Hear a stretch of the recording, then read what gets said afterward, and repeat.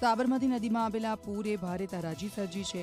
જી હા, ખેડા જિલ્લાના રસિકપુર અને પથાપુરા ગામમાં અનેક ઘરોમાં પાણી ઘૂસી ગયા હતા, જેના કારણે લોકોને હાલાકી ભોગવવાનો વારો આવ્યો। રસિકપુરા ગામમાં દરેક જગ્યાએ અને ઘરની અંદર સુધી પાણી ભરાઈ જતા ઘર વખરીને મોટા પાયે નુકસાન પહોંચ્યું।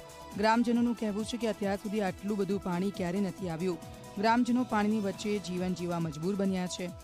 ગામમાં જ્યાં જુઓ ત્યાં પાણીનું સામ્રાજ્ય જોવા મળ્યું। જો કે ધીમે ધીમે પાણી ઓસરવાનું શરૂ થતાં ગ્રામજનોને રાહતનો શ્વાસ લીધો।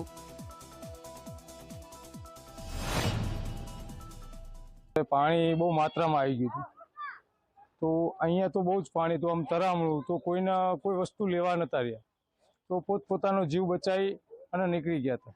ઘઉં પલળી ગયા, કપડા બધું ઘઉં બહુ અલોટ બધું પલળી ગઈ, શું કરીએ હવે બોલો।